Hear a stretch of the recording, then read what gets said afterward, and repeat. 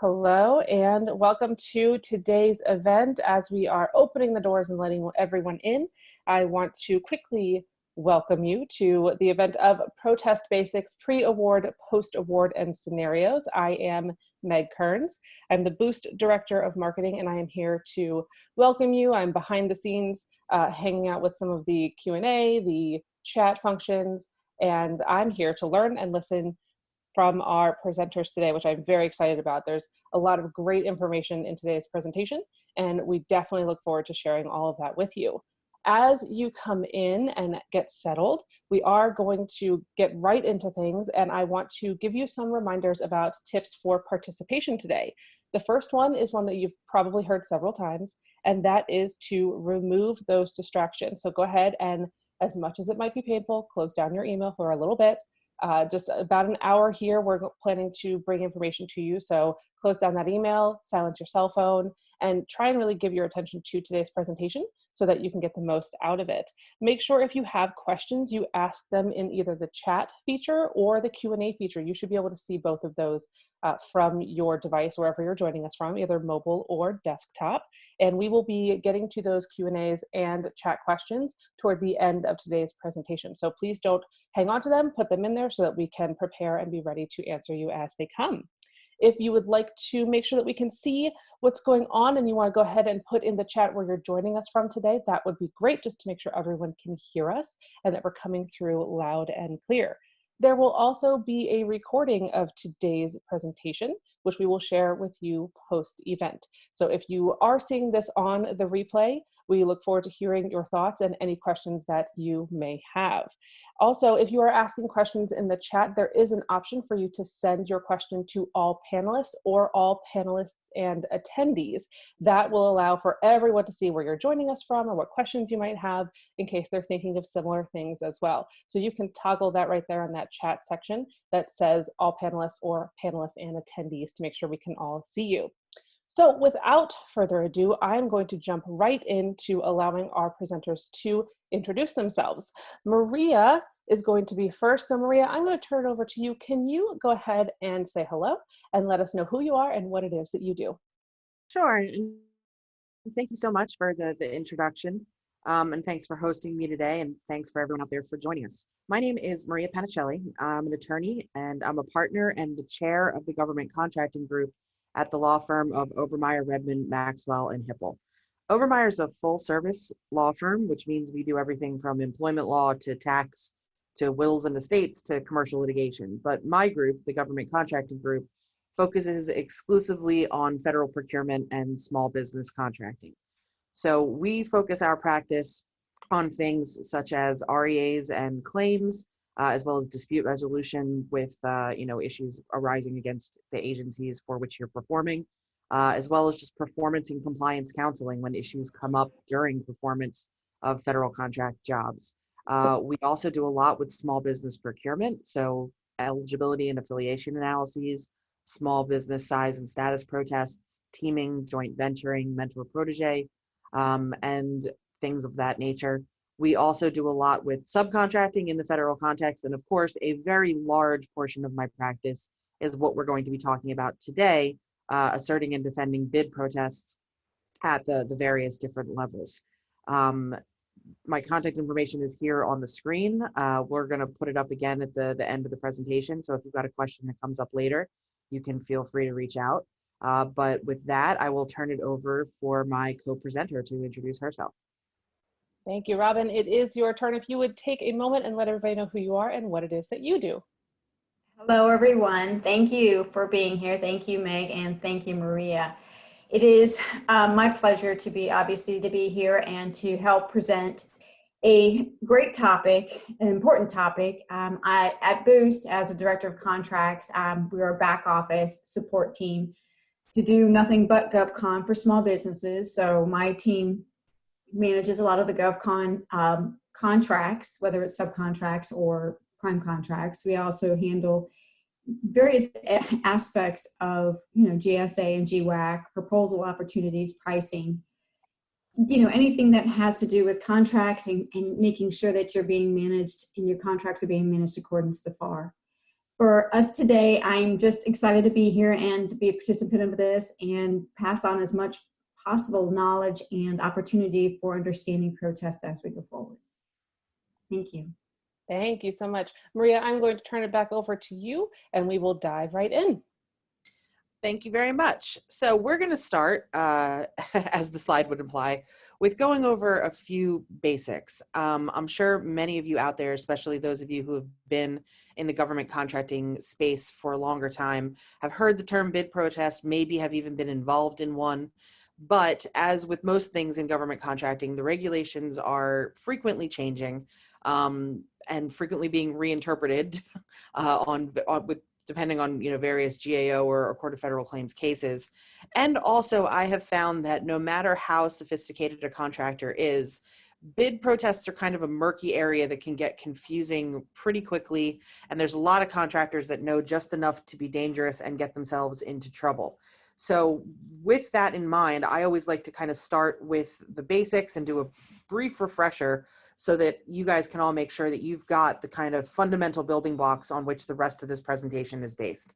So the first thing to keep in mind is when you're talking about bid protests, you're talking about a challenge to something that the agency has done during the course of the source selection decision.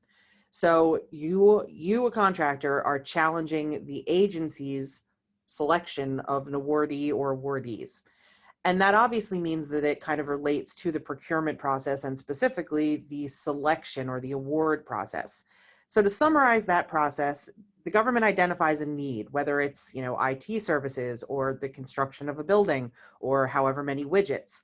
They then solicit offers, whether it's proposals or bids or quotations, depending on what type of procurement it is. And people then submit their responses to that solicitation. Again, whether it's an offer or a quote, etc. Obviously, then the government kind of dives into looking at all of the submissions that they've received and selecting consistent with the evaluation criteria laid out in the FAR, the Federal Acquisition Regulation, which is the law that kind of governs bid protests, which we'll get to in a second, and the evaluation scheme specifically mentioned in the solicitation. They go about evaluating the various submittals, the various contractors who are competing for the job, and selecting the appropriate contractor or contractors for award. There are several different points in that process through kind of the solicitation up to award that are potential jumping off points for protests and for the analysis of whether or not you want to do a protest. So it's important to keep that in mind. We're going to talk about that a little bit more in just a few seconds. But I wanted to just start off with laying the framework, be thinking about the timeline, be thinking about the trajectory. You also need to be thinking about the laws that govern bid protests. As I mentioned, the starting place is the FAR, the Federal Acquisition Regulation. But depending on what agency you're dealing with, what agency's procurement decision you are challenging, there might be supplemental agency regulations, the DFAR, the Defense Federal Acquisition Regulations, or the AFAR or the VAR. Depending on what agency you're dealing with, you've got to think about those supplemental regulations as well. There are also small business regulations promulgated by the SBA and to a lesser extent by the VA. And you need to the extent that there are small business eligibility issues kind of interwoven in your bid protest, be aware of those as well. And while this is not technically law, as I said, when you're looking at a bid protest, the grounds of the bid protest are going to relate to whether the government followed applicable law and followed the evaluation criteria set forth in the solicitation when making their award selection. So not technically law governing bid protests, but the evaluation framework set up in the solicitation is going to be something that's very important as well. The last thing you need to keep in mind when you're talking about bid protests is kind of these critical considerations and key questions. And that's going to be what method of procurement is being used. In other words, is this a procurement that's being solicited under FAR Part 14, sealed bidding, where the lowest priced responsible and responsive offer is going to be given the award? Or is this a procurement that's using FAR Part 15, contract by negotiation, where it's going to be a best value or a trade-off determination between price and non-price factors? Those are vital considerations, as you'll see as I go on, because they kind of affect your timelines and what rights and remedies you have as a contractor and as a potential protester. You also have to be thinking about what type of contract is at issue. So is this an award of an IDIQ or a task order under an IDIQ? Is it a set-aside contract? Is it a set-aside, is it a task order under a GWAC? These are all the types of things that you need to keep in mind, and we're going to see some examples as I go forward about why these are important. The final question is, who are you dealing with? Are you dealing with one agency or multiple agencies? Is this a situation where, the Corps of Engineers is procuring something for the VA, or is this a situation where the GSA is procuring something on behalf of another agency? Do you have one procuring agency and one agency that's the ultimate customer? Is it a civilian agency? Is it a defense agency? And which role is which agency playing? So all things that you need to keep in mind. And these are kind of, again, the fundamental building blocks. Next slide, please. The next thing to keep in mind is, where are protests filed and heard? So in the context of thinking about, do I have a protest and where do I go from here? You have three options for where you would ultimately bring your bid protest. You can go to the agency itself, that's a contracting officer or agency level protest. You can go to the U.S. Government Accountability Office or the Comptroller General. We're going to refer to that as the GAO. Or you can go to the Court of Federal Claims, which I refer to as COFC. So the reason that there are kind of stars around the GAO is that, generally speaking, the GAO is kind of the default, or at least I believe, and I think a lot of my peers out there in the legal community believe, that the GAO is kind of the default of where you're going to bring your protest. I know not all attorneys feel that way, and there are reasons sometimes to go, to the agency or to COFC. Generally speaking, agency is going to be cheaper than GAO, is going to be cheaper than COFC. When you're talking about agency level protests, in my personal experience, I find that unless you are challenging something like, hey, you carried a decimal point wrong, or this seems to be, you just transmuted these two ratings, or you made a clerical error, those types of things can be cleared up very easily at the agency level. I find that if you actually get into substance, the agency is less likely to overturn a decision that they themselves just made. So I find that for that reason, GAO, COFC, usually a better bet if you're dealing with something substantive. For the most part, because GAO is kind of the default, I'm going to be talking, to the extent that the rules kind of differ between GAO or COFC, I'm going to start with talking about GAO rules and kind of just mention where COFC rules deviate, because GAO, like I said, is kind of the default that you are most likely going to be bringing your protest at. Next slide, please. So I mentioned on the first slide that you got to keep in mind that timeline and how there are different jumping off points. And the reason that I kind of reiterate this and that I focus on this at the beginning of the presentation is that this is one of the most common errors that we see contractors make.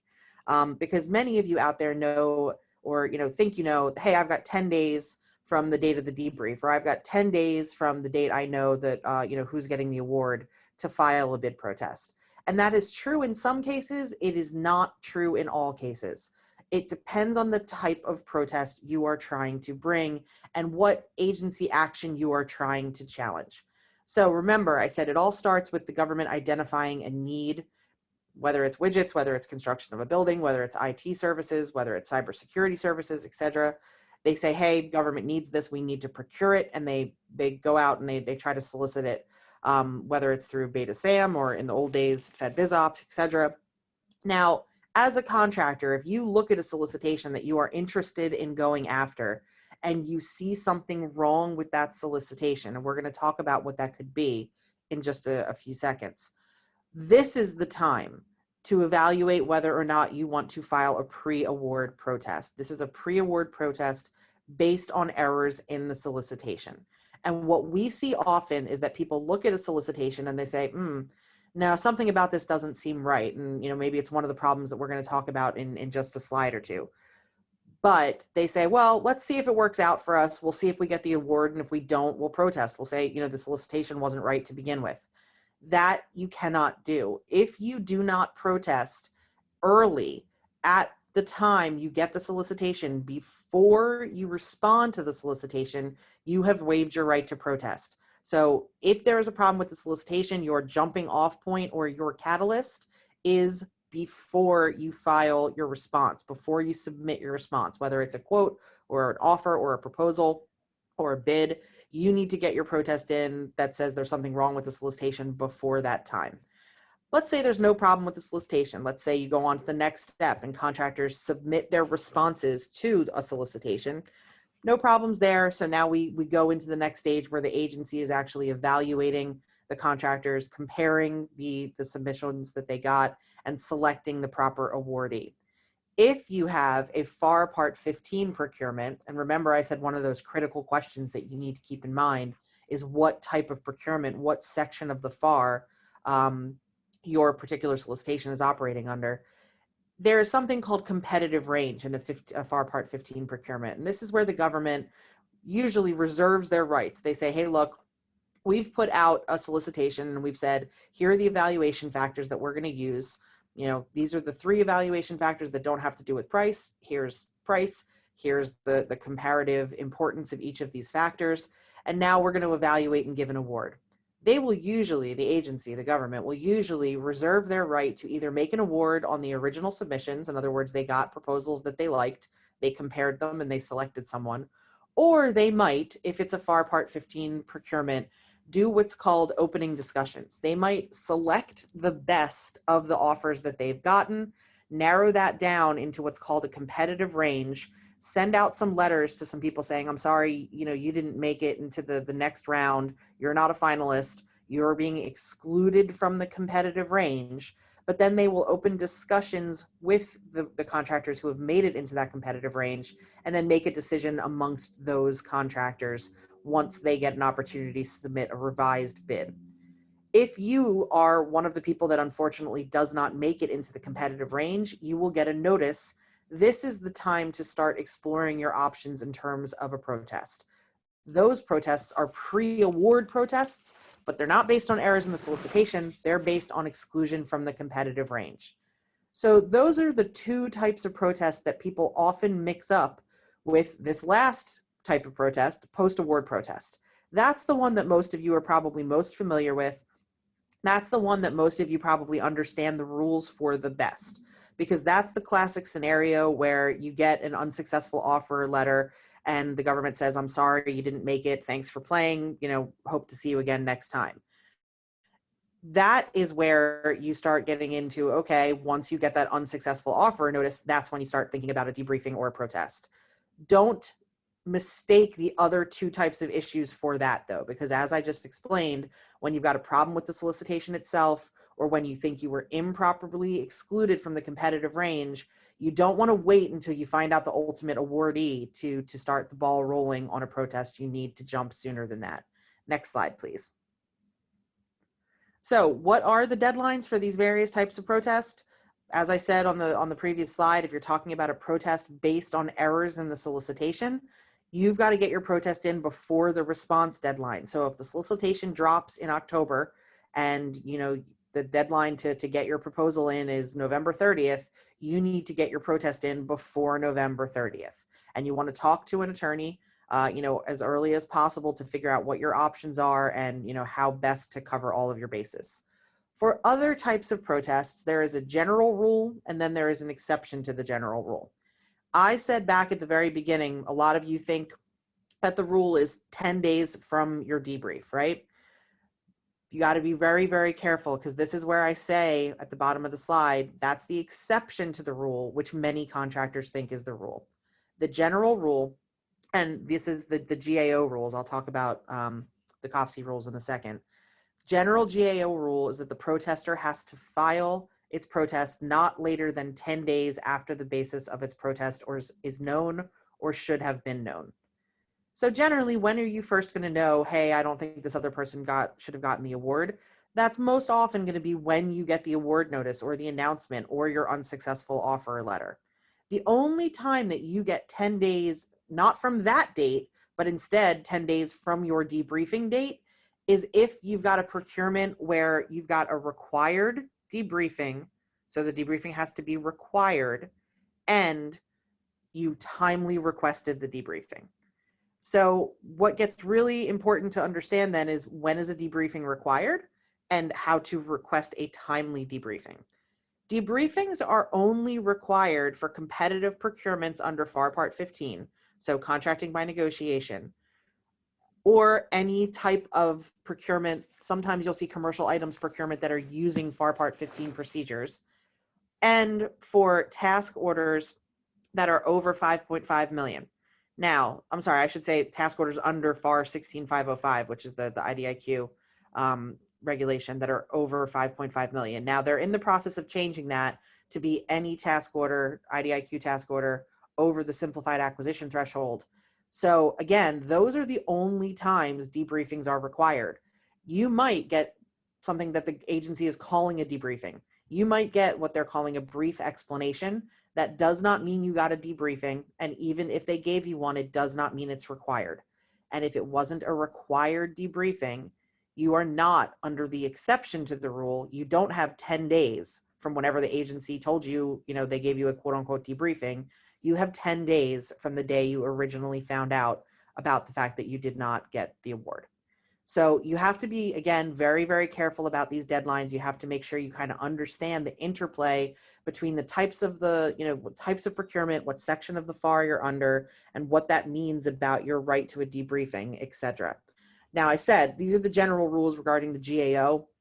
COFC, you don't have the same type of filing deadlines. You have a little bit more freedom because there isn't technically a strict deadline. That being said, you obviously want to get it in as soon as possible to try to make sure that the award doesn't go forward and that performance doesn't begin. And if you're in a situation where there are multiple protesters or potentially multiple protesters, you want to make sure that you're in that first wave, because if somebody starts filing a GAO, it's obviously going to start the ball rolling. Next slide, please. So what types of issues are protestable? Well, again, it's going to depend on the type of protest that you're dealing with. If you're talking about a pre-award protest based on errors in the solicitation, these are some of the examples that you might see. You might see ambiguous or contradictory terms. In other words, there's something in the specs that contradicts something in the drawing. There's something on page 45 in section K about how you're supposed to staff the project that conflicts with something that's in the scope of work or the performance of work statement. If there's anything in there that's either vague or ambiguous or unclear, or specifically if there's anything in there that contradicts itself, that's something that you want to bring up first in a question and answer period if you have the ability to do that. But if that either doesn't work or you don't get an answer or there is no question and answer period, that's a basis for a pre-award protest. Inclusion of prohibited terms or exclusion of required terms. There are certain FAR sections that mandatorily should be in solicitations or should not be there in certain circumstances if they are there when they're not supposed to be, or if they're not there when they absolutely are supposed to be. Those are basis for protests as well. Unduly or overly restrictive terms or specifications. In other words, if the agency has made it almost impossible for most businesses to comply with a very narrow set of requirements, and it's really not necessary for the agency to be as narrow or as restrictive as they are being, that's a very popular basis for a pre-award protest. Recently, there's been some new regulation on when the government is and is not supposed to use LPTA.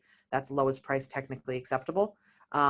We have seen in the last year a lot of agencies cutting and pasting from old templates and using things that are LPTA or LPTA-esque when they are not supposed to be. So the improper use of LPTA has become a popular topic.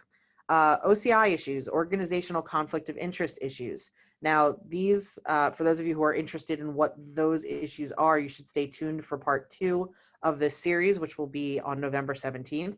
But brief foreshadowing, organizational conflicts of interest generally fall into 3 categories: unequal access to information, impaired objectivity, and biased ground rules. And if you as a contractor are looking at the solicitation and you see one of those things, you see that there's a certain contractor that might have been involved in a previous contract, and you can tell that the way that this contract is written kind of caters to them, Or maybe they were even involved in helping prepare the solicitation, and you know that they're a competitor and that's going to give them an unfair advantage. There are various issues that you can see that are on the face of the solicitation that might give somebody else an unfair advantage because there is an OCI. That is something you want to bring up at this stage as well. Finally, if there was a set aside and you don't think it should be set aside, or if there wasn't a set aside and you think it should be set aside, that is something that you would bring up at this stage. And de facto responsibility determination is when the government basically puts a pass-fail requirement on one of the evaluation factors. That's basically thought of as being a de facto COC issue. And if you're a small business, you might be able to say that that's improper and it should be referred to the SBA. Next slide, please. So what issues are protestable? And you're talking now not about the pre-award based on the solicitation, but you're talking about either post-award protests or exclusion from the competitive range.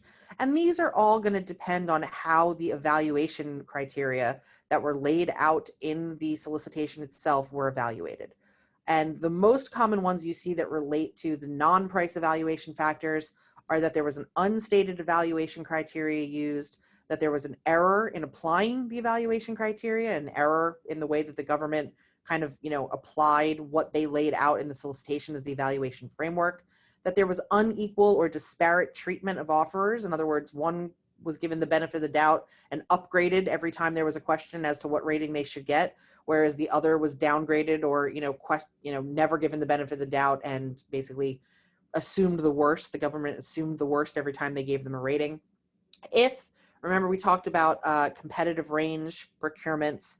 If there is a competitive range procurement and they open discussions, those discussions need to be meaningful and even across all offerers. So you can't give one a bias or kind of an advantage over the other. And on the topic of bias, again, those OCI issues, unfair ground rules, impaired access to information, if those things weren't apparent on the face of the solicitation, but are now apparent now that you know who the awardee is, and you can kind of extrapolate from what you know of what's gone on with that awardee in the past, that could be an issue for a post-award protest or a pre-award protest for exclusion from the competitive range as well.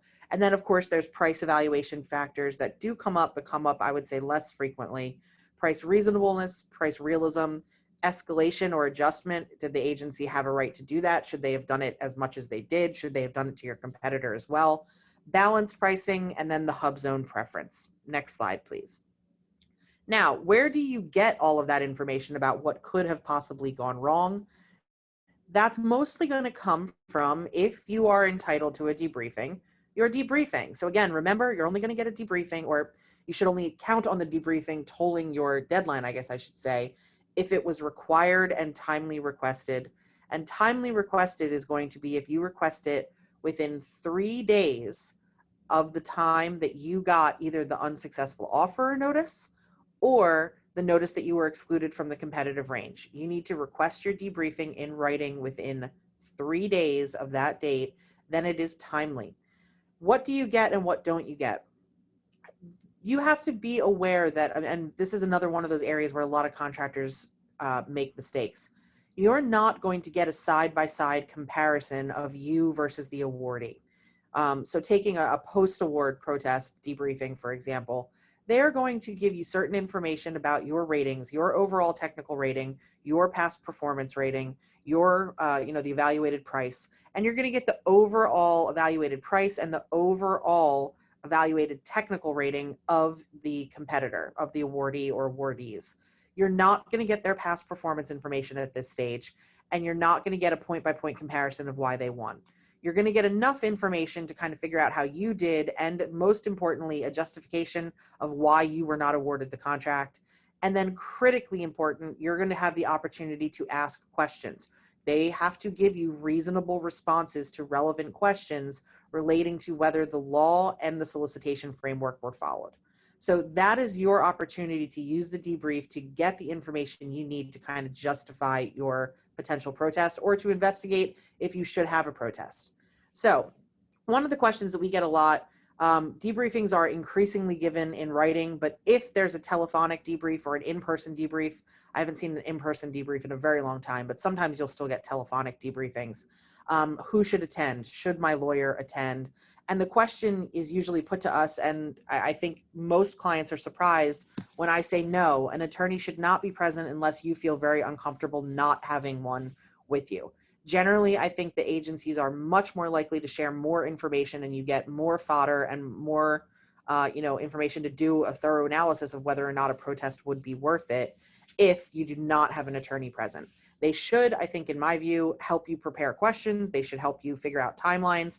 They should help you figure out if a debrief is required and what you should be asking, but they should not necessarily attend the debrief unless you want them to. Finally, on the topic of debriefings, the one thing that is really important to keep in mind that's come up recently, it's a 2018 kind of change to the regulations, is that for DoD procurements, for Department of Defense procurements, there is a deviation on debriefing which specifically says that after you get your debrief, you have 2 business days to ask questions, and your debriefing is not quote unquote concluded until you receive written answers to those questions.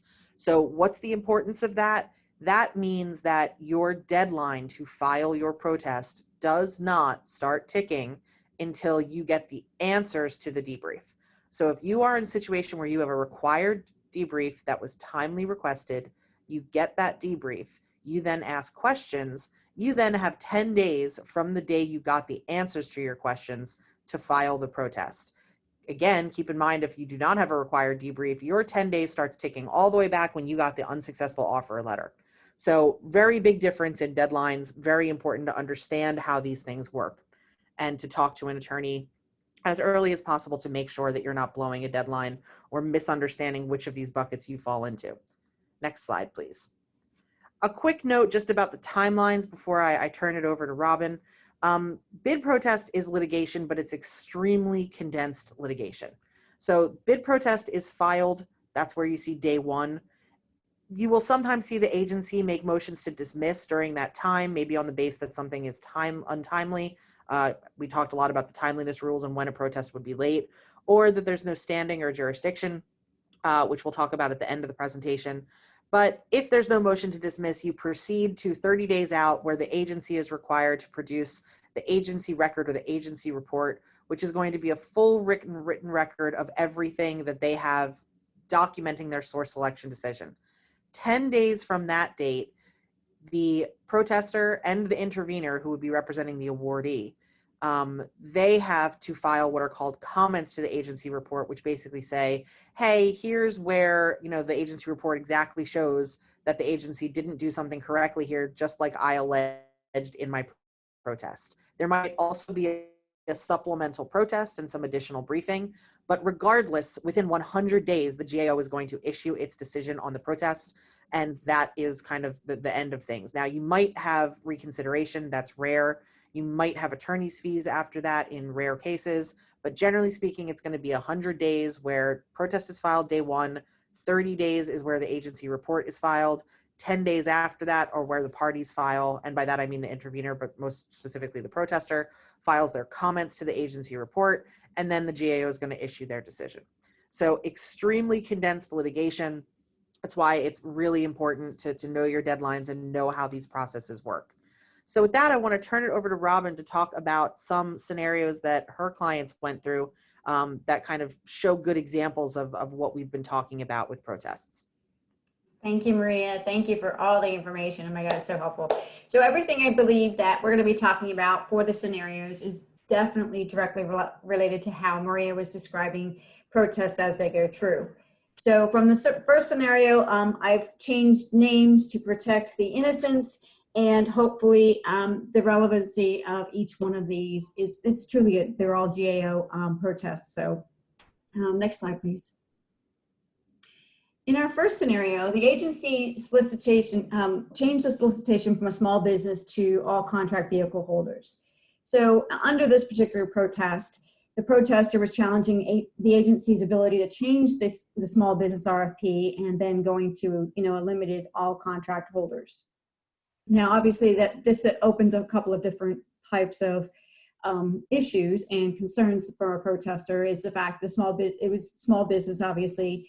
It was set aside for small businesses, and therefore the agency can only cancel based on the FAR 19502-9, which is withdrawing and modifying small business set-asides. The protester alleged that that the agency failed to make the requisite findings and coordinate with the appropriate agency, which is a small business administration, who requires if they get involved if there is a withdrawal or modification to any small business solicitations. The protester further challenged the agency's decision to proceed with the procurement limited only to contract holders, to all contract holders as opposed to small business ones. Now, this particular scenario is something that I think is very relevant to all of our small business agencies at some point, not knowing exactly when their small businesses are allowed to or should protest something. So under a GWAC contract vehicle, much like the GSA MOS or the SOUP 5, we have different types of ability to do it. And as Maria had mentioned previously, there has to be an allowance of what you can do and what you can't do based off of what the vehicles allow you to do. Next slide, please. And I'm going to let Maria also comment on this particular piece once we get to this decision part. So under scenario 1, the decision is the protest is dismissed.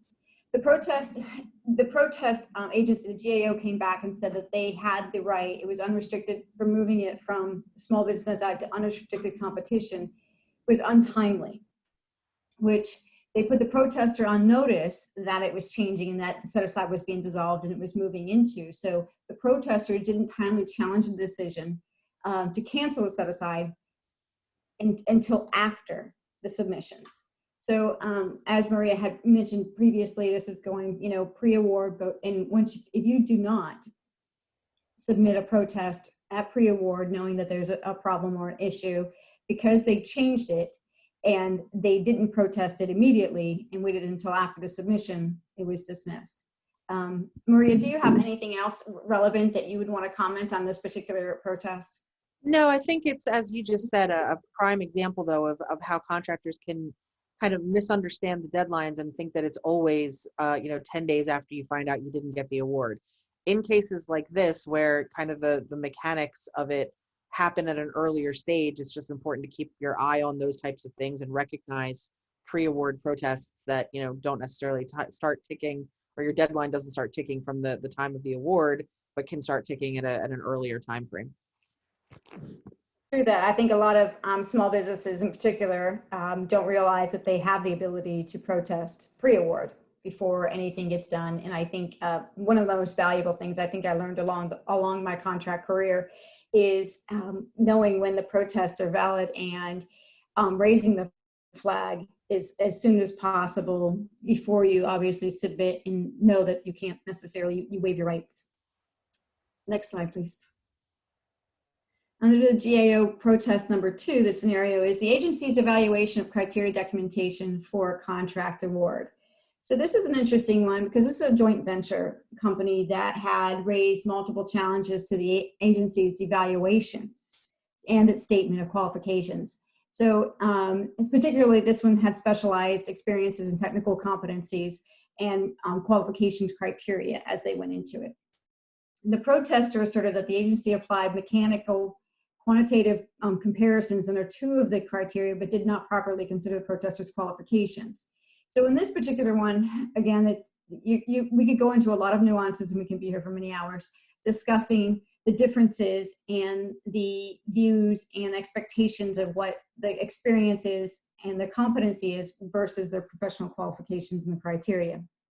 However, the protester further contended that the agency's evaluation did not support adequate documentation. So again, this is an interesting protest in itself because the protester said you didn't document how or why our qualifications didn't apply or they weren't utilized in the source selection, the selection of the awardee.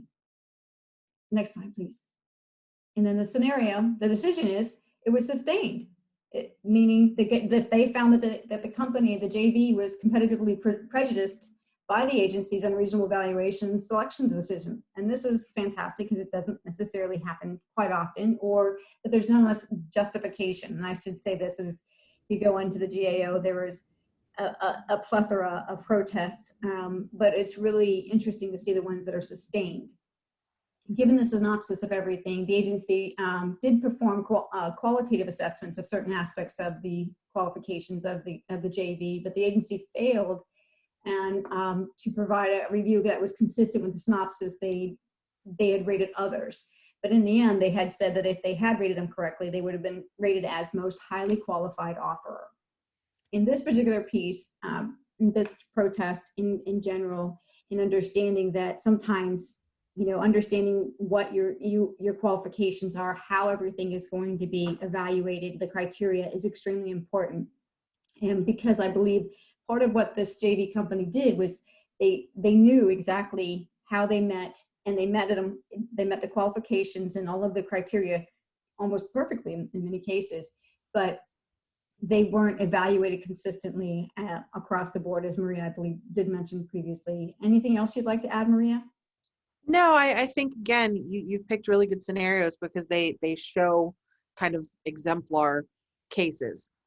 Where you see protests succeed, it's going to be where you can show kind of an apples to apples comparison and say, hey, look, there's just no way that comparing these two people, company A could have been rated better than company B, or in this case, company awardee could have been rated better than ABC company JV. Just from an objective point of view, ABC company JV should have been rated higher. And when you compare that to the evaluation structure, they should have then come out with the award. So that's usually the type of reasoning you see when a protest is sustained. Next slide. And in the final protest of scenario number 3, we did a proposal evaluation was unreasonable and misevaluated. So the RFP contemplates the issuance of best value trade-off basis of a fixed price IDIQ task order to perform services for 1 month phase-in, as well as 11-month base period and 4 1-year option periods. The offerors were advised that the proposals would be evaluated considering 2 equally weighted factors, price and technical. This is a very, very common scenario. I have to say, over my 30 years, I think this is probably the one that, gets discussed more often than not on the inside, and probably has a lot more protests out there than anything else. Protesters argue that the agency misevaluated its proposal and made an unreasonable source selection decision.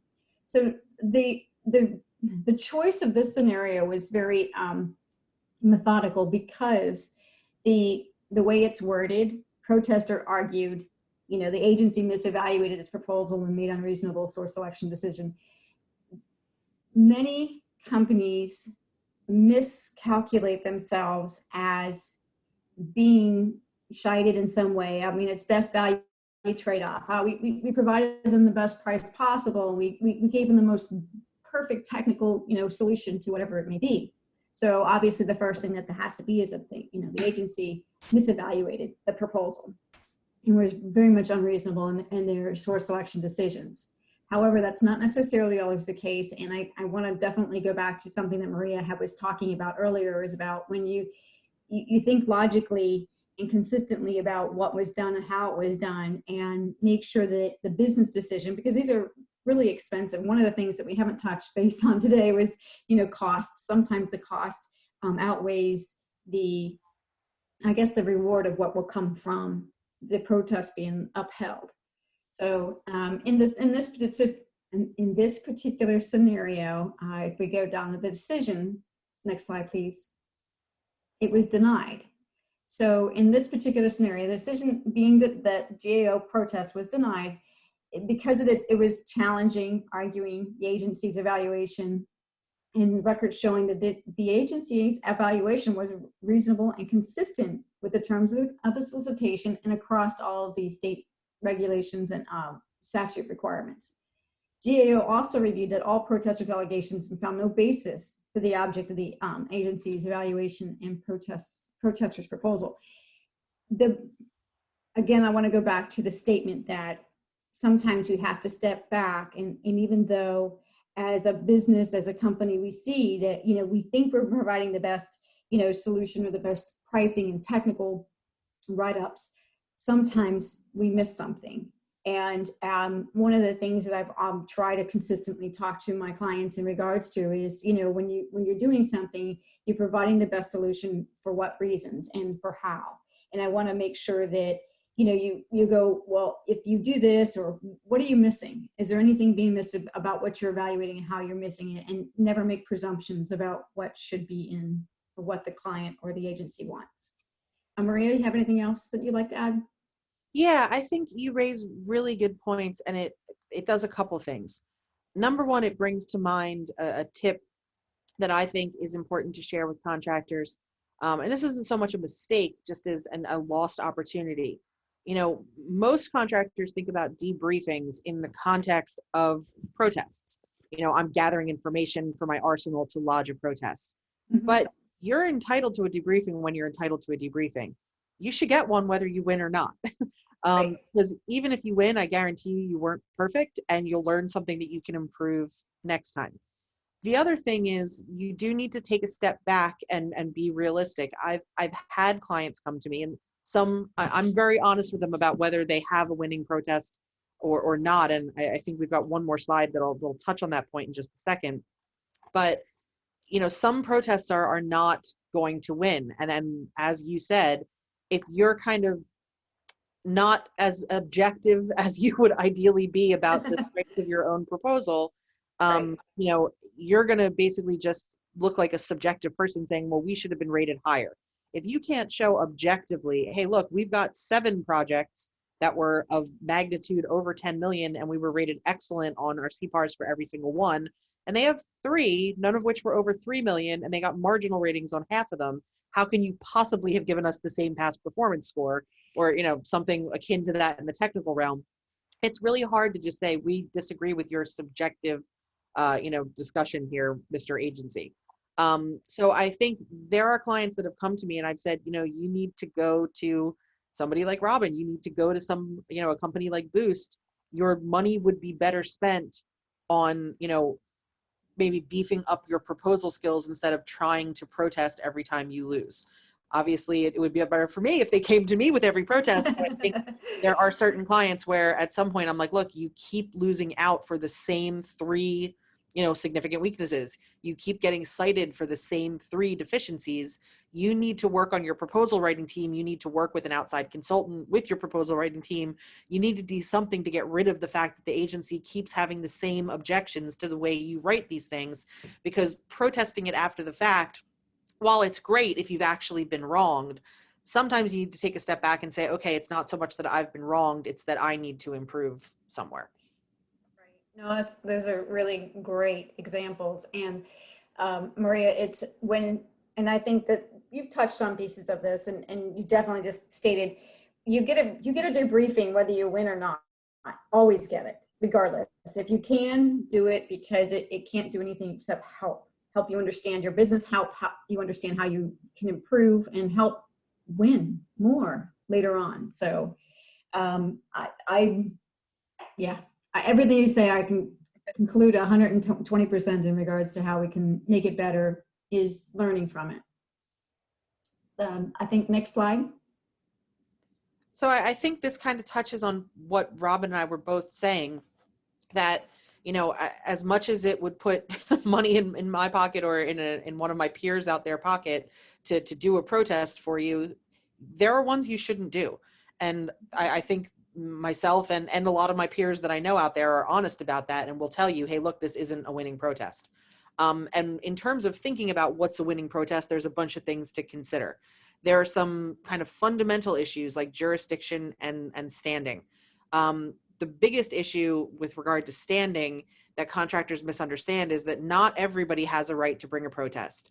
You need to show that you have what's called, that you are what's called an interested party, which means you need to show that you have a vested interest in the outcome. And in order to do that, you need to show that you were an actual or prospective bidder or offerer. And without getting into the legalese of it and glazing your eyes over, something akin to the fact that you would have been in line for the award had this mistake not been made. So if there's a ranking of offerers and you're 47th out of 48 and you're trying to displace the top place person by a protest, you are absolutely going to get a challenge saying you don't have standing, because even if this protest succeeds, you're not going to win anyway. You're not the right person to be bringing this challenge. Now, if you expand your protest out and you say, yeah, but I'm not just saying that they need to get knocked out of the award spot, I'm saying that the entire evaluation criteria was so flawed that the ranking itself is not to be trusted, then that becomes a little bit of a different issue. But standing and the fact that you actually have, have a horse in the race, and aren't so far behind the pack so as to make the protest pointless, is something that you need to think about. There's also jurisdictional issues.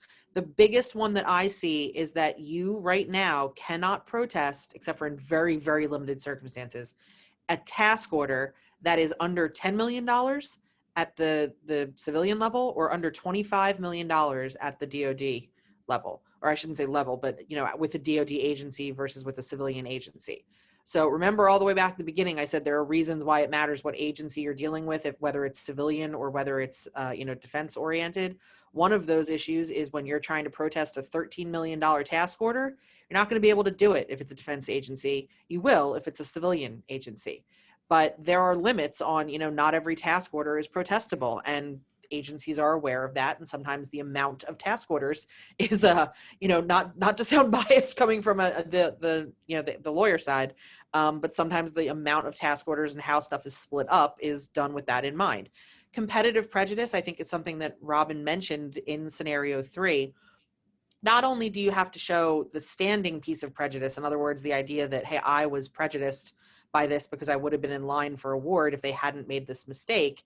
You need to show competitive prejudice, which means, hey, if the GAO says, hey, Mr. Agency, you did this wrong, do it right this time and correct the error, will it actually make a difference? So let's say you've got a rating, it's a FAR Part 15 where the non-price evaluation factors are our technical approach, past performance, and then you've got the price factor. And technical is more important than past performance, and past performance is more important than price. Let's say you're able to prove that you shouldn't have gotten a marginal on technical, you should have gotten a good, but you still have a worse past performance score and your price is more expensive. It doesn't matter. There's no competitive prejudice, even if you get them to admit that they misevaluated your technical criteria. You're still going to not come out the winner based on the way that you were rated on the other factors. And sometimes it's a lot more nuanced than that. But unless you can show, hey, look, if you correct this error, it actually made a difference in who got the award, you're not going to win your protest, even if you can show that there was an error. So it becomes a question of, when do you want to let it go? What's your cost? And as Robin said, these things can get expensive.